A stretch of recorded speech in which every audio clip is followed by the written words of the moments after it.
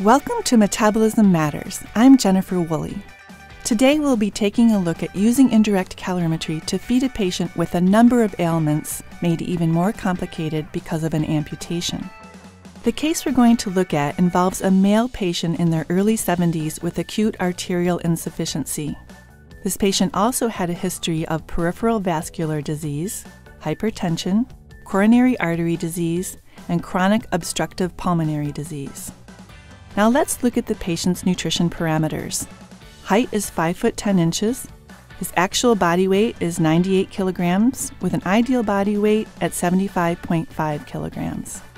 So this patient comes in and is taken to the operating room for a right femoral tibial bypass. Sadly, he develops postoperative complications that include a heart attack, kidney failure, low blood pressure, plus he has to have an above-the-knee amputation. After the amputation, we need to adjust his ideal body weight, and that is now 64.2 kilograms.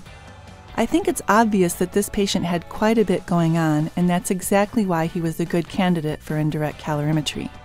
He has multiple organ dysfunction, altered fluid status from the kidney issues, and then of course there's the amputation. So honestly, there's a lot going on behind the scenes that you would fail to account for by simply using predictive equations. So you're probably wondering what happened. Well, the patient's first indirect calorimetry studies showed that the patient required fewer calories than what was predicted. So we fed him 100% of the measured REE.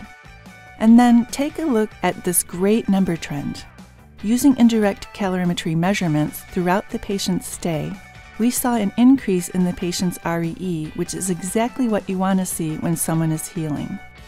I like to call this an indirect calorimetry happy ending, because although the patient was up against some tough circumstances over a short period of time, he continued to improve.